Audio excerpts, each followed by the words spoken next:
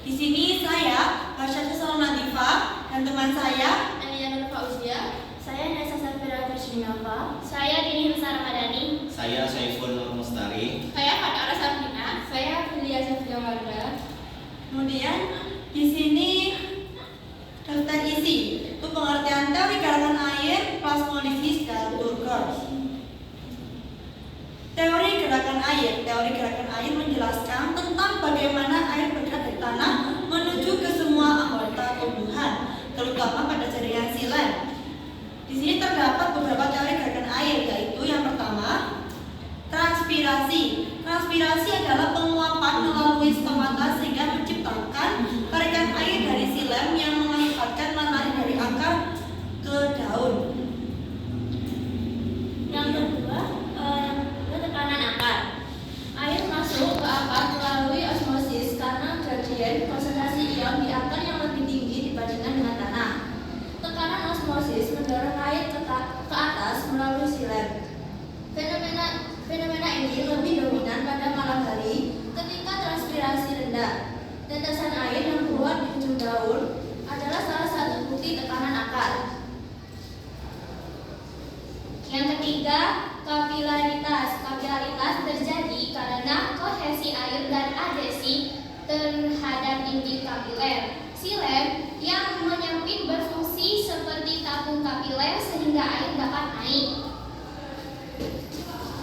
Plasmolisis adalah proses keluarnya air dari sel tumbuhan atau bakteri ke lingkungan yang hipertonis sehingga sel kekurangan air dan membran sel terlepas dari dinding sel. Plasmolisis menyebabkan sel tumbuh layu. Di sini ada prosesnya yaitu air keluar dari sel tumbuhan ke lingkungan yang hipotenis. Penyebabnya konsentrasi zat terlarut di luar sel lebih tinggi daripada di dalam sel. Akibatnya, membran sel terlepas dari dinding sel, sitoplasma dan membran plasma yang menyusut dan terbentuk ruang antara dinding sel dan membran plasma. Contohnya yaitu pembasmi gulma dapat membunuh gulma dengan cara menyebabkan plasmolisis. Plasmolisis dapat dibalikkan dengan proses deplasmolisis atau sitolisis, yaitu dengan memasukkan air dari lingkungan luar ke dalam sel. Proses ini terjadi ketika sel berada dalam larutan hipotonik, sehingga tekanan osmotik eksternal lebih rendah dan air bersih dapat mengalir ke dalam sel. Selanjutnya yaitu plasmolisis. Bila sel tumbuhan diletakkan di dalam larutan yang hipertonik, yaitu larutan yang lebih tinggi konsentrasinya daripada konsentrasi isi sel, maka terjadilah eksosmosis, yaitu keluarnya air dan isi sel ke sebelah luar membran. Karena itu, volumikron isi sel berkurang, dan karena dinding sel sifatnya permeabel, maka ruang antara membran plasma dan dinding sel itu akan diisi oleh larutan dari luar. Terlepasnya membran plasma dari dinding sel karena plasma sel menggerut disebut plasmolisis. Bila sel yang telah mengalami plasmolisis ini diletakkan dalam larutan yang hipertonik atau larutan yang konsentrasinya lebih rendah daripada cairan sel,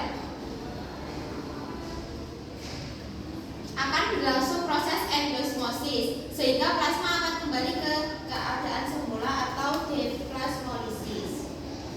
Kemudian bila sel berada di dalam larutan yang hipotonik, turgor selnya akan naik. Bila berada pada lingkungan yang isotonik, yaitu larutan yang sama konsentrasinya dengan konsentrasi isi sel, maka sebagian sel ada yang mengalami plasmolisis, sebagian lainnya tidak. Keadaan ini dapat dipakai untuk menentukan tekanan osmotik isi sel dengan cara meletakkan pada larutan yang telah diketahui polaritasnya atau tekanan osmotiknya dan dilihat seberapa banyak sel yang mengalami plasmolisis.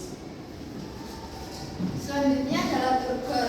Tekanan turgor adalah kekuatan yang menjaga tumbuhan tetap tegak. Air yang masuk ke dalam sel tumbuhan dan tersimpan di vakuola akan menekan dinding sel, menciptakan tekanan. Tekanan inilah yang disebut turgor atau tekanan hidrostatik, yang dimana tumbuhan membutuhkan cairan untuk mempertahankan tekanan yang disebabkan oleh dorongan terhadap dinding sel. Tekanan ini hanya terjadi pada sel tumbuhan.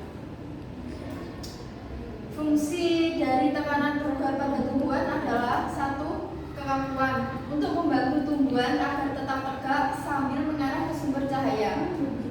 2. Pembentukan stomata. Sel Turgor digunakan sel penjaga untuk membentuk stomata. Tekanan ini penting untuk transpirasi, pergerakan air, dan fotosintesis. 3. Pertumbuhan apikal. Dinding sel mengembang karena adanya tekanan. Tekanan ini bertanggung jawab atas pertumbuhan ujung akar. 4. Penyebaran benih. Tekanan yang terbentuk di dalam buah menyebabkan buah terlepas dari tangkainya.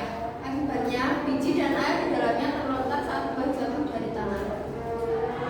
Kemudian contoh dari Turgor yaitu ada pada tanaman pertama. Tanaman A yaitu tanaman layu di sebelah kiri karena kehilangan Turgornya. Sedangkan tanaman B berbeda dengan tanaman di sebelah kanannya yaitu memiliki sel turgiditas yaitu membantu tanaman untuk tetap tegak. Jika sel kehilangan tekanan Turgor, sel menjadi lembek yang mengakibatkan tanaman layu pada gambar A.